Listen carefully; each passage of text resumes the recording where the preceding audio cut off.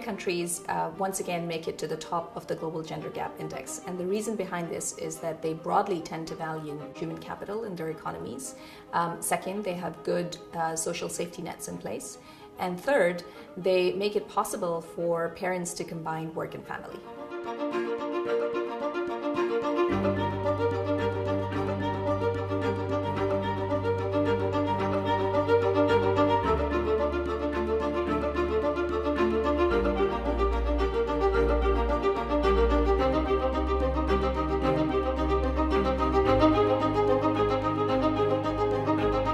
While there isn't a lot of conclusive evidence as to why this change is happening, the positive news is that it seems to have become increasingly acceptable to see more women in leadership positions, particularly in politics. And second, there are countries that have actually put specific measures in place. They have ensured that there are, for example, gender equal cabinets, or they've ensured that there is more parity in parliamentary positions. That also leads to possibly an opening up in terms of the women in economic leadership.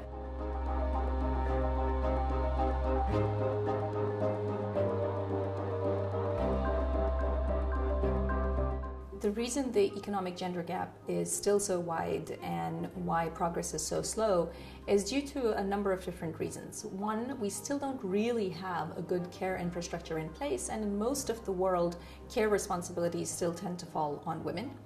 A second reason is the Fourth Industrial Revolution and all of the changes that are happening to jobs around the world. And what that means is that specifically jobs that have tended to provide a lot of employment to women in the past are starting to disappear. And a lot of the jobs that are growing tend to be the ones that don't have a lot of women in the pipeline. So in particular, science, technology, engineering, and math-related jobs. And so these are two aspects we're going to have to correct. Otherwise, there will be a return of some of these old inequalities that we're hoping we can correct instead in the Fourth Industrial Revolution.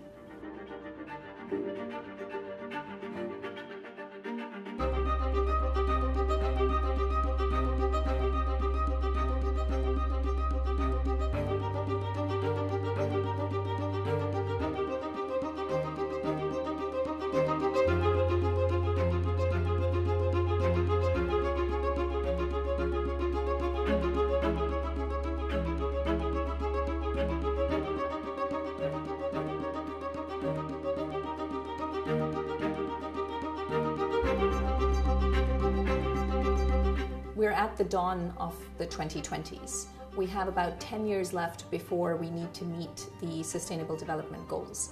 None of that change will be possible unless we ensure that both women and men have an equal responsibility and have an equal opportunity in this new economy and society.